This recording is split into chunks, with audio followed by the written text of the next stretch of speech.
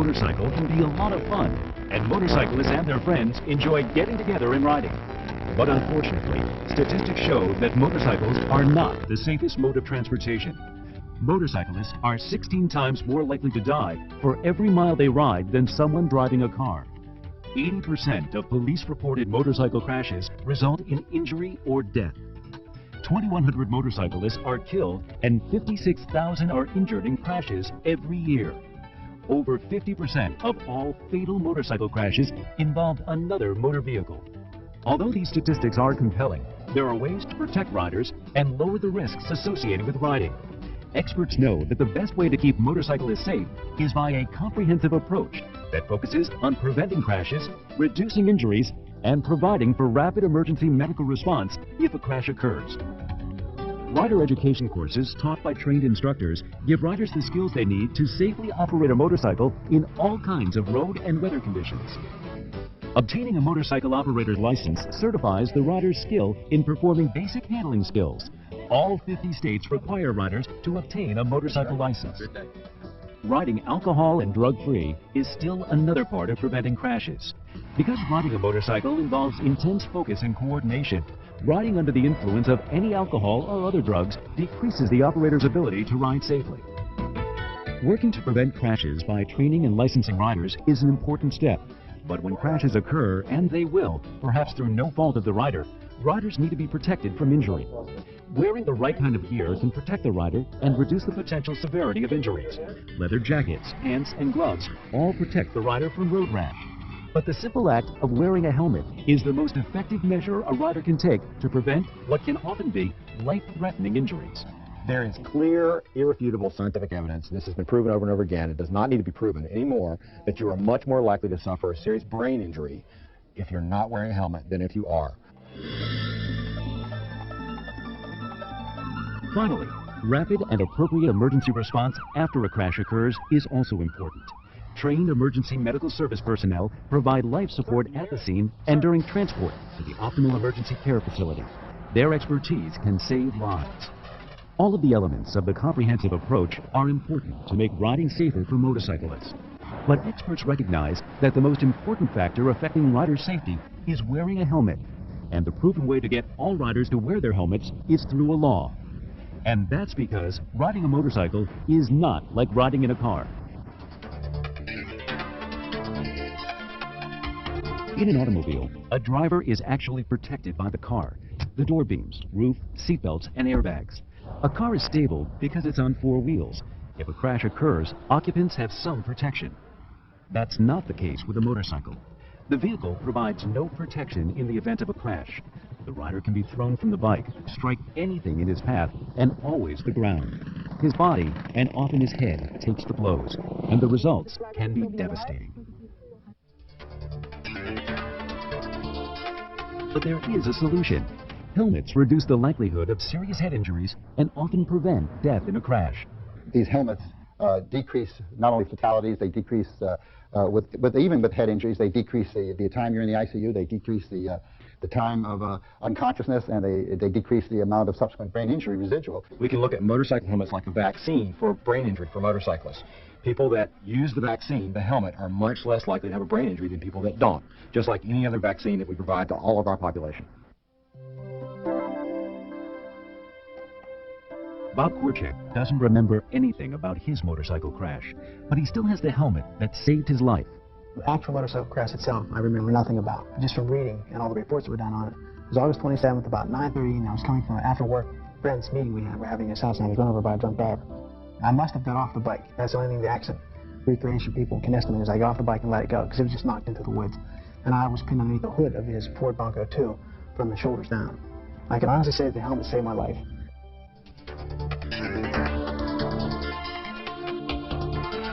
Emergency medical services know that when they're called to the scene of a motorcycle crash, there might be chaos, and the injuries may be serious and life-threatening. Their job is to provide the best care for the patient en route to the hospital. A serious motorcycle crash can really be a very difficult situation. They can have multiple injuries, a lot of broken bones, a lot of bad road rash and scrapes if they're not wearing appropriate protective gear. And of course, if they're not wearing a helmet, their head can be really very badly injured. Well, the most mild problem somebody would have is what we call a concussion, which is a temporary loss of neurologic function, so that someone might have a head injury and be unconscious for an hour and then wake up and the next day be totally normal. The most severe types can leave you in coma for weeks and leave you totally unaware and unresponsive forever. Unlike the road rash that you get from scraping along the concrete, that'll usually heal up pretty well on its own, your brain doesn't heal well. And all that you can do is hope that what's left will take up some of the previous function. And if too much is injured, you usually don't have enough to take up previous function. And next thing you know, you can't walk, or can't think, or can't speak, can't care for yourself. The recovery process for a crash victim can vary tremendously.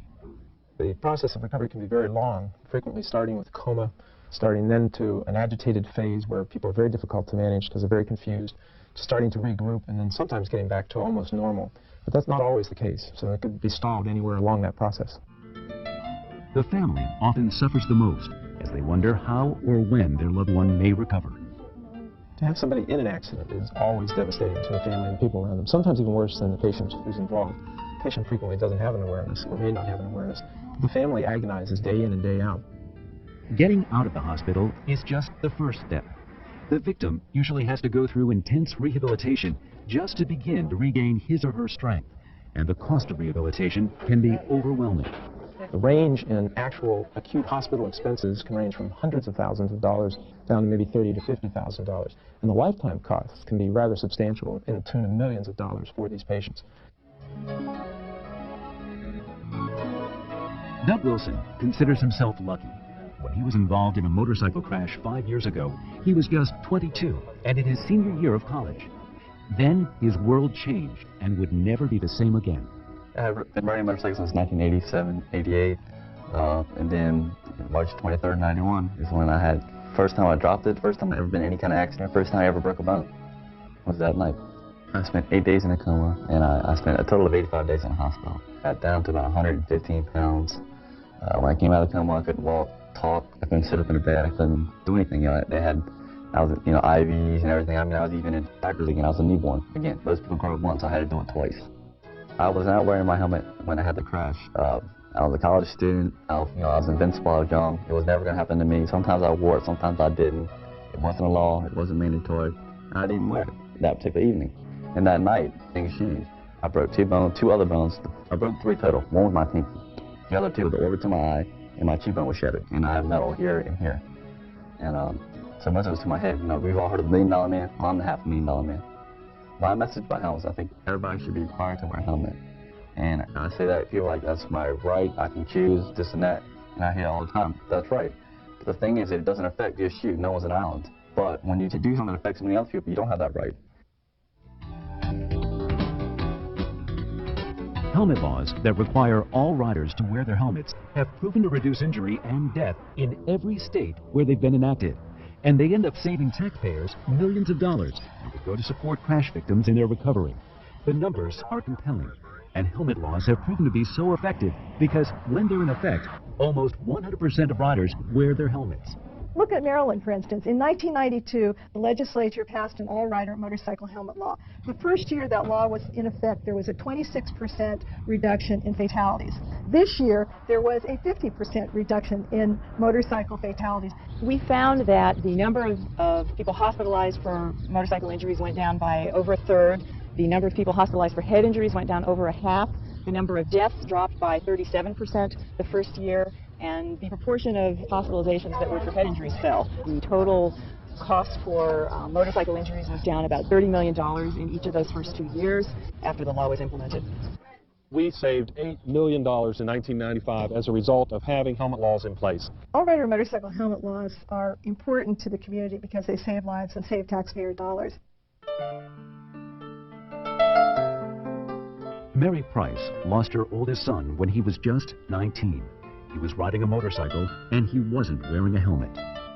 And I constantly told my son to wear his helmet. I told him 2 days before his crash. I told him, Jimmy, I don't want you riding your bike without your helmet. And he threw his arms around me and gave me a hug and a kiss and told me not to worry. That was 2 days before his crash. The crash occurred in daylight in the afternoon after Jimmy went to the local high school to pick up a girlfriend. So he left the house and drove over to the high school. Couldn't find the girl, thank God.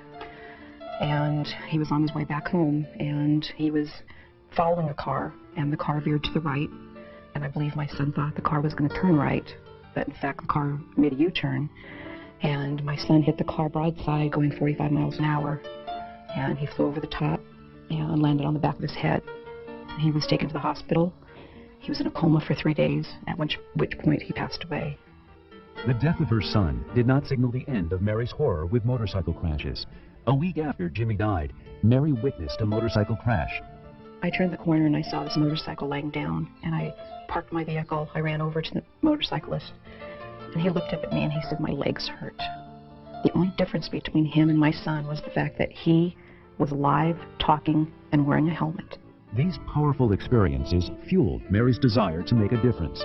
She became an activist who, deservedly, gained much of the credit for getting a universal helmet bill passed in California. The process took over 5 years, years well spent in Mary's eyes.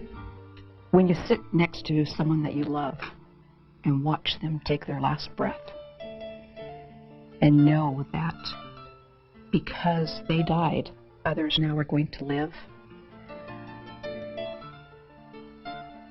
I wish I could have made my son come back, but I knew I couldn't do that.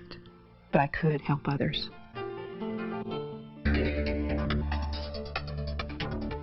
With all that's known about making motorcycles safer, it's clear that a comprehensive program that focuses on preventing crashes, reducing injuries, and providing for rapid emergency medical response is the right approach. And the laws that require riders to wear their helmets are an important part of any motorcycle safety program. Helmet laws make sense for everyone, for the motorcyclist, for the family, and for the community. With laws in place, injuries and fatalities from crashes are greatly reduced. Taxpayers save money, and everyone is protected. But without motorcycle helmet laws, we all pay the price. All of us. We all pay the price. We all take care of these people. Their family and their friends are all devastated. They are lost to the workforce. They're lost to the tax base. And they overwhelm some of our hospitals in places where there are a lot of motorcyclists that don't wear helmets. This is a public health issue just like any other public health issue. I support the helmet laws as a matter of good public health. I believe very much in prevention, and wearing a helmet on a motorcycle prevents severe head trauma. So when you look at the cost itself from a financial standpoint, the human costs, and then the emotional costs, I think it's clear that maintaining the helmet laws is the right thing to do.